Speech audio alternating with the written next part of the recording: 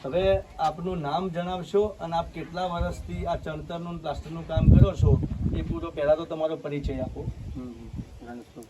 આપનું નામ? રણછોડ. ક્યાંના વતની છો? ડુંગરપુર જિલ્લો ડુંગરપુર છે. બરાબર.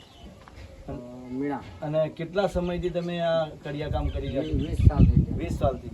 બરાબર. હવે અત્યારે જે તમે અહીંયા કામ જે કરી રહ્યા છો, આ જે ફ્લાયર્સની ઈંટોનું જે તમે આ નવી ઈંટોનો જે ઉપયોગ કર્યો, હા. તો એના વિશે તમારો અનુભવ શું છે એ અમને કહો. અનુભવ તો કમ્પ્લીટ છે. આનાથી શું થાય કે માલ બી બચત થઈ જાય ને મજબૂતાઈ સારી રહે એમ છે. મતલબ સાઈઝ બી હરકી છે એટલે માલ વધારે સડે નહીં. બરાબર. વ્યવસ્થિત થાય આ પ્લાસ્ટર. હવે લાલ ઈંટ અને આ ઈંટમાં તમને ફરક શું લાગે છે એમ? લાલ ઈંટમાં અમુક જગ્યા શું થાય કે મીઠું વધારે આવે ને પાકમાં એટલે લોણી વધુ આવી જાય. બરાબર. એટલે પ્લાસ્ટર છોડી દે. પ્લાસ્ટર છોડી દે. હાથને લે છોડે લગભગ. હા. હાથને ખૂબ પોલિસી આવે. હા. આ પોલિસી આવે ને હા. એટલે પછી એમને વધારે આવે એટલે પછી છોડી દે. આને થાય એવું. હા.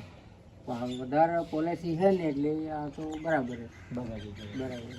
એટલે મૂળ કહેવાનો મતલબ કે જે પોલિશ વધારે ના હોય હા. એટલે એના લીધે પ્લાસ્ટર સરસ ચણશે. હા. ફિનિશિંગ બાબતમાં કેવું છે? ફિનિશિંગ બાજુ કમ્પ્લીટ રહે. બરાબર. હવે બીજું એક તમે સમજો કે જે પેલી લાલ ઈંટો વાપરો અને આ ઈંટો વાપરો તો આમાં એક તો રોડોનો પ્રશ્ન આવે છે ખરો?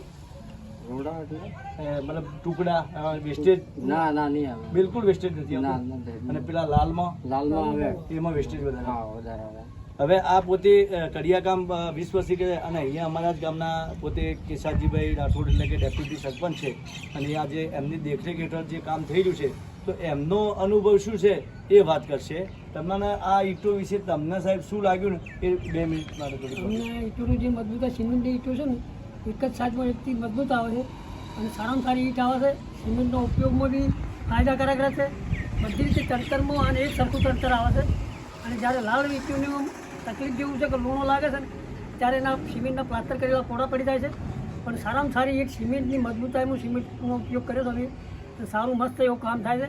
અને એક જ સાઈઝમાં અંદરના ટુકડા થતા નથી સિમેન્ટના. અને જ્યારે લાલ ઈંટીના જ્યારે માલ મંગાવવામાં આવે છે તો 25% રોડો બની ગયો છે અને કોઈ સીટનું કામ આવતા નથી. સરસ. ભાઈએ વાત કરી કેશાજીભાઈએ કે ભાઈ આવી રીતે રોડોનો પ્રશ્ન આવતો નથી, મજબૂતાઈ છે, લૂણો લાગવાનો પ્રશ્ન નથી.